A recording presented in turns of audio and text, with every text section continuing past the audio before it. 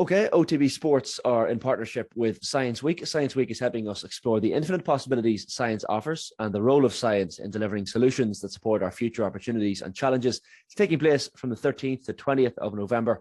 And find out how you can get involved by visiting scienceweek.ie. One of the topics that is being heavily discussed in Science Week this year is the topic of sustainable living and how we can, I guess, capitalize on using our natural energy resources and becoming a world leader in this country in sustainable living. And one man that struck me as a man in the area of sport that has, I guess, lived this idea of sustainable living is the former Wexford hurling captain, Diarmaid Lyng. Gizzy, how are things? Yeah, all good, Shane. Thanks very much. Thanks for having me on. Thanks for taking the time out. And for people maybe unfamiliar with your own story and your own, I guess, efforts to look after the environment and do your own little bit and rewild yourself, you might just explain to us how you've come to find yourself in West Kerry of all places. I don't know. Maybe it's an overtold story, Shane. Definitely for the off the ball listeners, I'm down here doing my thing. I have the same hypocrisies and the same difficulties that everybody else has in terms of trying to live more in harmony with the resources and with the environment, and trying to learn about the environment, and trying to be out in it more and spend more time out in it, as opposed to forming an intellectual relationship about what I should do with it and how I should look after it. I'm trying to spend just more time out in it, and as I said, deal with those hypocrisies kind of one by one, and not to be too self-lacerating about them, because there's more behind that too. It's not just all the individual experience. There's systemic issues that have to be dealt with at many different levels. So I'm down here exploring that and trying to understand the scale, the macro, and then the micro as well, in how I navigate my day with my kids and my partner and all the different things that we're part of down here. How do you think we fare as a country, Diarmaid, when it comes to sustainable living? We're obviously going to compare ourselves to other nations, but for a nation of our size, how do you think we do? Well, I suppose in terms of the Sustainable Development Goals, we don't fare so well. I think we're maybe down around 11th, maybe 14th even. That's as of 2019. So there's sustainability, and I suppose at the core of sustainability is this idea, to me anyway, that we're trying to sustain life as we know it, but in different ways. The likes of the electric car, and what we have to mine, the lithium, the different materials to make the batteries, the things that are totally and utterly unsustainable in the long run, but it seems like we're maybe just shunting those things down the road in favor of dealing with the energy crisis and our use of oil. So sustainability, I'm not a big fan of the war on carbon, counting carbon and selling carbon credits to other countries who use less. And I suppose that's I understand where the necessity is. I understand in big cities, big business, this is no easy area, but I have found it personally more so my individual relationship with nature and with the wild is very, very different from the idea of how do I reduce my carbon. It's it's what the mind would always do. It would create a scale and something to measure and say, right, if I reduce this, then down the road this will be better. But I suppose I don't think in those terms. It's much more about developing a relationship and understanding and listening to nature as to what's required of me, and then trying to follow that. And the kind of the war on carbon is just another systemic offshoot of the capitalist way of thinking, or the way of thinking that we use in response to capitalism, which has been flawed. We've the war on drugs, we've the war on terror, we've got the war on everything, and it doesn't really seem, or hasn't seemed to work at any stage. So yeah, I'm not following it in that respect. I suppose what I'm trying to do is work with groups, work with teams, work with schools on building the relationship first, and learning to listen and learning to appreciate and learning to just come into touch with the self a little bit more before deciding this is the way to go. So the macro and the micro, Shane, it's very hard to condense it in a short conversation, but yeah, I'm not counting it in that way, I suppose, because the system seems to constantly require growth, and so this is just a new way to grow. It's new cars, retrofitting of buildings. It's a whole new industry, the green industry, and I suppose I'm just not. Yeah, I'm just not a big fan of it. I think it needs to be simpler again. Do you feel like people on the micro level are becoming more in tune with their own relationship with sustainability and trying to do their own little bits, whether it's electric cars or little things like recycling, or do you think that some people are just, I guess exasperated, and they feel that maybe, if regardless of whether they do their part, that the macros need to be doing their parts and governments need to be doing their part in order to make a real difference? Yeah, it's a really difficult one, and it's there's two camps that set themselves kind of very firmly up, and as is normally the situation when two camps set themselves up firmly, it's often just somewhere kind of in the middle, or else maybe up above, and the up above power may enjoy or need the warring partners underneath, so as their kind of game isn't so known then, because all the focus is on, is it my individual contribution, my recycling, my use of raw materials, electric cars, retrofitting, whatever it is, versus the oil companies and the great producers of plastic and or batteries, or whatever the toxic general kind of societal poisons that are sold to us that we then use because they're necessary, or they're at least the only outlet that we have to, for example, burn oil to drive our car. There is no alternative really yet, other than, we'll say, the electric car, which is also coming with its own list of problems. So people become exasperated for sure, because they're like, well, what can I do? It's such a big problem, and I'm trying to make my own little small changes, and that takes more time. People are busy already trying to just stay afloat, and I don't know, does everybody feel like they have time to really invest in that? I mean, my partner here is up to date on waste practices in particular, and she's exasperated by it. It just seems to change every day. Like single-use plastics are now not a problem, it seems. They're maybe all going to the incinerator up in Dublin, or we're selling to China. I don't know what we're doing with them, but it seems to be acceptable now where it wasn't 6 months ago. So it's not easy to stay on top of it, and it's easy for people to become exasperated. I suppose then you have at the industrial level, there's the necessity for the machine to roll on. And so we do need this constant growth, and we do need these industries to kind of keep going. And that does come at an environmental cost, but we've decided that environmental cost is maybe we can offset it in some kind of technological advancement that hasn't really come yet, but we're still sure that the technological side of things will provide a response in a way that works for the human race. But above that, then maybe again, I don't know how it works above, or who it is above, and I don't really need to know, because it's too far. It's too far out of my sphere of influence. But they're definitely, I suppose, not to assign a certain set of persons to it, but just the very system, the very nature of capitalism. When you create money out of nothing and then you apply interest to it, you've got 100 shares and you've got 95, or you've got 95 shares and you've 100 people, and that creates this idea of competition. And then we begin to see like rationalizations for our behavior as well. It's survival of the fittest, and it's it's kill or be killed, and it's all of this stuff.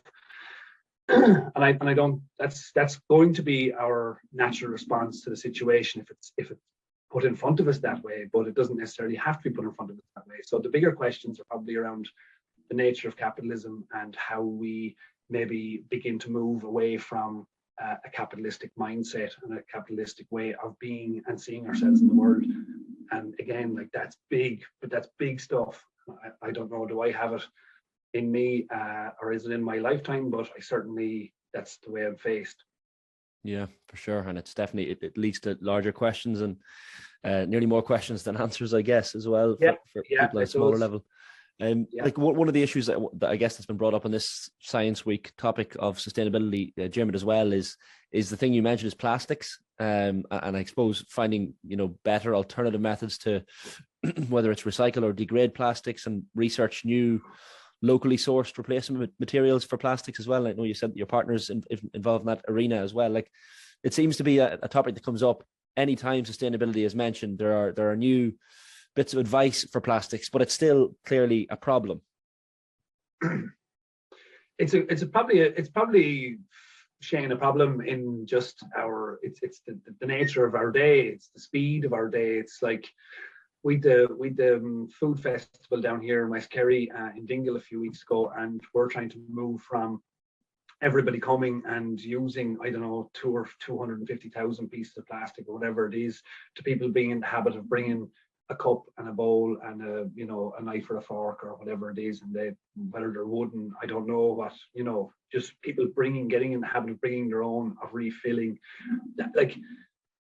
That's a whole, like, you see most people, we've bins all around town. You're talking to people at the bins and saying, like, this goes in here, that's dirty, that can't go in there, and they're just like, oh, look at, okay, some tell me, I kind of want to know, but I kind of don't want to know, because it's just too much. So our behaviors, I think, are going to be a big factor there. And to my mind and to my experience, behaviors only change when you have a relationship to something, or when there's a relationship change, when there's a mindset change in your own personhood. I think somebody can come along and say, look, you should do this because of X, Y, Z, and intellectually we can grasp that, but we'll still continue to, take off in the morning without our coffee cups or whatever it is. We still will, no matter if we're told that it's going to be 50 years down the road, there's going to be societal collapse. We'll still probably do it because it's not real for us until it happens. Whereas my experience was much more, I think, when I developed a deeper relationship with the world around me, and had that maybe more intense relationship with nature. It's like the idea that nature would be something that's alive and surrounding us and is in communication with us. Then I began to want to take care of it myself, just because there's a relationship. And up to that point, I didn't really have any clue, nor did I really care so much. But once that relationship came in, that changed, and you begin to think then and see that, okay, I'm going to change my behaviors because I'm in relationship. So I'd be hopeful from that point of view, and like for those involved in Science Week, and the focus that goes on into the intellectual processes, the carbon counting, the batteries, the electrical, the wind, all of that stuff. That's all very necessary, a very necessary conversation. I think it's also important to include the heart of people as well, that if you develop a relationship to something, that you can become a great proponent of change within that system, or even a change of the entire system if that's the thing that's not working. So I think that has to be part of the conversation, or I would at least wish it to be part of the conversation, just based on my own personal experience. I suppose another one of the relationships being discussed with Science Week and sustainability is our relationship with food, and I guess the discussion around new farming technology and science, and how they can improve locally grown food to ensure food security, I guess, with more organic farming. Like, would you have many experiences yourself with organic farming, that aspect? I know it's something that a lot of people are trying to, I guess, when they're doing their supermarket shopping, they're looking for that organic label more so maybe than they were 20 or 30 years ago anyway. Yeah, organics are growing. There's no doubt that's no bad thing. One thing that we would consider, I suppose, and again, a revolution of thought to my mind, it's something that I've been introduced to, is there's the organic carrots that have been grown organically down in Spain or wherever that they've been grown, and then out in the Maharees here in West Kerry, there's a beautiful sandy soil. Now, I don't know, nor do I ask what's sprayed on them.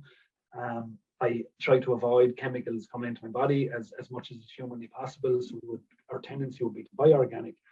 But instead of me being selfishly just worried about my own, this is my gut or my microbiome or my body, and I don't want any chemicals going into it, so I'm going to buy organic. But sometimes we choose for not just the health of the body, but we choose for the health of our area. And this is a big movement, I think, and a hugely necessary movement. I think the studies in some respects on the globalized food system are in, and it's not working in that way. It's not working in the way that maybe people liked to have imagined, that we can get our avocados or we can get our wherever from wherever in the world. Like the transport, the travel, the costs, everything is just too much. So we're trying to localize again. We're trying to localize again. And so with the organic food movement, sometimes I choose the organic that's grown somewhere else, but sometimes I say, right, with our carrots, our parsnips, our spuds, or whatever, I'm buying from the area, I'm buying from my local area, because it's not just about me, it's about my area being healthy. And when my area is healthy, I'm going to be healthier as well. So you kind of make those trade-offs. They're just constant trade-offs, because it's all in front of you. You can do any of it. It's not like we don't have an avocado from time to time as well. We make the wrong choices, and we have the hypocrisies, but we're just trying to consciously use our power as consumers, because that's what we've been kind of reduced in the food system. It's what we do with our choices definitely matters an awful lot. So we choose local. The organic food industry has become a bit of an industry where I say, well, if it's below 15% spray, or if it's below certain amounts of toxicity or whatever, that can be termed organic, and that's very stringently marshaled. And because it's very stringently marshaled, people have to invest an awful lot more in the standards and in everything being documented. There are food markets and farmers markets around the county, or around us here at least. I don't know what they do with their food, but I know by the nature of the people that they're not spraying the living life out of the food that they're growing. So I don't need organic from them. I want it as it was, maybe more so as it was 2 generations ago, where there's just more people growing in their little bit of land around them. And we have that down here in West Kerry, where we be trading different things, that people have lots of food or whatever.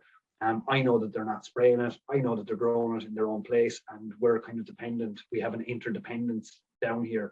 And then that also goes for the farmers down here, the local growers. They just aren't, they're not putting as much chemicals into the ground, or as little as possible, I think. And so I'm just more inclined to buy them. I don't need to see the organic label on it. I just need to trust and know who the person is and where their farm is and what their kind of practices are, to know that that's good enough for me, because that's the well-being of our area, and they seem to be interested in that. So yeah, there's a lot in it, Shane, I know, but these are some of the choices that we have, and how directed that we try to make them. And then best of all is growing them ourselves, and what we collect ourselves, and that brings in foraging and using a lot of the wild foods that are around us, and that's been a great source of nutrition for us as well. Absolutely, and all that helps massively. Like, I suppose if I was to ask you one final question, Diarmaid, it's something, again, look, we're not going to solve in a short conversation, of course, but maybe people listening could have a think about the way they I guess interact with the environment around themselves, or maybe the whole Science Week sustainable living topic might just, I guess, even if it influences some small groups of people, it can only help. But are you optimistic when it comes to sustainable living in Ireland and our awareness of it? Is it something that fills you with dread, or are you optimistic that we're slowly moving in the right direction? I'm optimistic, not about sustainable living. No, I wouldn't be optimistic about sustainable living, because, as I said, sustainable living is sustaining practices that we know now are going to be, in the long term, detrimental to serve short-term masters. So no, sustainable development goals, many absolutely necessary, unquestionably, from people whose minds are directed on a great track. But it's just not the way that I'm focused, I suppose. What I would be hoping for would be for more people to develop a deeper connection with our natural world around us, not going from home to the car to the office to we might go for a forest walk and march through the path. You see it in Clarny all the time, people going through the national park, and they're out on their walk through the forest. It's just like going along the path relentlessly for an hour or whatever, and never stopping to climb a tree or never stopping to even see what's going on in the undergrowth or never exploring and engaging with what's happening. And I think it's that movement from us as people on our track. This is my job. This is what I do. This is who I am. Maybe letting loose some of those reins a little bit in order that something else might come in. And I think then when you go out into those places, and particularly out into the wild places around us, you start to feel a little bit different, and you start to see things a little bit differently, and you start to notice the interconnectedness of all things. And once you connect with the interconnectedness of all things, then your relationship with that thing fundamentally changes and begin to see something very, very different. I am very hopeful. I think that war, in some respects, is already won. I think we win that battle in the long run, where we consciously reconnect with the planet around us, not because of sustainable development goals and measurements and counting carbon, but because we reintegrate and we face ourselves again towards the thing that is supporting us at every single turn of our lives. That's where my hope is. I suppose. Brilliant. No, it's a topic that deserves a long weeks and months and years of discussion, to be honest with you, Diarmaid. But fascinating as always to get your thoughts on it. And listen, hopefully, Science Week bringing these issues to the fore can only increase the volume of that conversation. My name is Kevin O'Connor. I'm a professor at University College Dublin, and I'm director of BioOrbic, the Bioeconomy Science Foundation Ireland Research Centre. Brilliant. Well, Kevin, I suppose on this topic of Science Week for Off the Ball, we're kind of talking about these different topics, and one was sustainable living. I suppose if I could first ask you, and the comparisons are often made with different countries, but from your perspective, how do you think we as a country in Ireland are developing when it comes to sustainability, and how maybe we compare to other countries? It's a difficult question. That's an easy start for me. So I think Ireland is still behind the curve. I think we have a long way to go. I don't think it's necessarily down to people. I think often the choices people have in this country don't allow them to live sustainably. Things that are sustainable are more expensive. So that's a challenge. So I do think, so Ireland as a country, I think, we're dependent on our fossil resources. That's the, diesel, the petrol, but also plastics. So part of it is the lack of a choice, but a part of it is also policy. I think there are lots of people in government trying to really drive policy change, which is a good thing. But I think as a country, we're still, we can do better for sure. Do you think we can, I guess, encourage people? Because as you know, like I suppose with habits like when it comes to sustainability and looking after the environment, where we often copy our neighbours and kind of follow each other. But do you think there's other ways we can encourage, more people to give up unsustainable practices, to recycle more? Do you think it is more of a macro question with, as you say, government policy and that sort of thing? Yeah, I think it is a macro question. I think incentives are critical. I think people need to be incentivized to change. None of us really like change. We might talk about change and say, oh yeah, I want to do things for the environment, but it's very challenging. Breaking out of those habits is really challenging. But I think we can't get into a blame game and telling people, oh, you're doing the wrong thing. I think what we need to do is encourage people to do the right thing. So that is about making things easier. That is about incentivizing through maybe tax breaks or maybe government subsidies to help people to make change. So, you can look at an electric car. Electric cars aren't just about reducing greenhouse gases. They're also about improving air quality. So, because, we're reducing emissions then from cars, but they're expensive. So do we need to follow other countries like, for example, Norway, who made electric cars very attractive to purchase? So if we really want that transition, I think, like all things, change costs money. So we need to really help people to make change. And the same with recycling. If you want to recycle plastics. Now, to be fair, you can see it. The recyclers have made a huge effort to make sure that, for example, soft plastics are now included in the recycling. So you can see the efforts are being made, but we have to reward people so that they can recycle more. Perhaps, for example, government subsidising the cost of the green bin of plastics and other recyclables that are going in. Can we incentivise people to say, hey, that's cheaper? Maybe we should be taking that option. with the plastics is a I suppose a great example, and one that's commonly discussed for people, and I know that's a big area for yourself. You've pioneered the conversion of non-degradable plastics into biodegradable plastics, which is a huge area as well. Yeah, absolutely. So there's going to be a plethora of solutions that are going to come into society. Of course, recycling plastics is really, really important, but also we must look at preventing the use of plastics, minimizing the use of plastics. If you look at the Environmental Protection Agency pyramid, they have a pyramid for managing plastics. What they're actually saying is, can people actually, first of all, avoid the use of plastic? Secondly, if you have to use it, can you minimize it?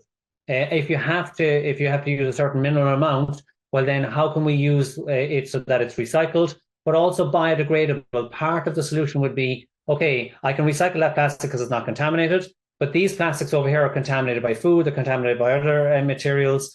How can we actually then deal with those? I believe that biodegradables are part of the solution there as well. So it's going to be dealing with the existing plastics. There will be new biodegradables coming onto the market as well. Some of them are already on the market. And how do we also use those in the right streams? Like, for example, if they're used for food packaging, and we know that there's some food waste, so then they could actually be managed together. And so, yeah, it's going to be a range of different technologies and different approaches. But the single biggest change is human behavior. So I'm a technologist, so you can keep me busy for a long, long time. I'm happy out. I can develop new technologies. And I think we need a certain amount of that. But in actual fact, the single biggest change is going to come from human behavior. That is getting out of your cars. That is reducing the amount of plastic you use. That is about changing the way we live our lives. But people need help in doing that. That is a massive change that is really difficult. And the more help people can get, the better. That's a huge one. Yeah, something that people maybe don't think about. And even as you say, like technologies as they develop, hopefully we'll come up with new ways of changing, but human habits first have to change. When you look at something like farming, which is a big area, I suppose, in Ireland, in particular, like, and farming technology is improving year by year at a drastic rate. But how important is it that keeps developing to ensure food security, I suppose, with more organic farming and farming better for the environment? Yeah, that's a really critical area as well. We all love our food. We need safe, healthy, nutritious food. That is absolutely important. I think self-sufficiency is also important. We're all guilty of eating probably some tropical fruits in February. And should we really be doing that? And again, that's human behavior. But from an Irish perspective, Irish agriculture produces really high quality products. We have fantastic brands. But I think the sector recognizes that there are environmental damages being done as a result of our current practices. And nutritious food now has to be sustainable as well. The consumer demands it, but I think farmers really understand that. Now, I think farmers get a hard time because, they're polluting the environment, etc. But we expect cheap food. We expect traceable, cheap food on our supermarket shelves. But show me another product that says, hey, I'll give you high quality, traceable product, but I don't expect you to pay for it. I expect it to be produced at a cost or less than cost price. That's not realistic. We have to understand that if we're going to move towards sustainable food, it's going to cost money. Maybe again, that is where government comes in and says, okay, food security is so critically important to our citizens. We are going to make sure that investments into this area pay farmers to do the right thing, and then the costs are basically absorbed by government until a point at which the technologies have improved and to the consumer. So I think I'm involved in a project myself. Science Foundation Ireland are funding it. It's called Farm Zero C, and we are trying to take a dairy farm in West Cork in collaboration with Carberry. Carberry is a co-op. It has 4 different co-ops supplying in milk to its cheese production facility. And they are trying to develop a climate neutral farm by 2027. And that is looking at the emissions, that is looking at fertilizer, that is looking at the animal, the soil, that is looking at renewable energy, that is looking at grass biorefining, where you can take the grass and refine it to produce multiple products, some for the cow, some for pigs, for example. So they're trying to create this new sustainable farm. So these are the kind of projects we need. These are the kind of initiatives we need. And they're absolutely critical, not just about being carbon neutral, but about being sustainable. That's really important. It's about biodiversity, making sure nature is protected. It is about making sure that the farmer gets a fair price for the product they're producing. And of course, it's about reducing emission.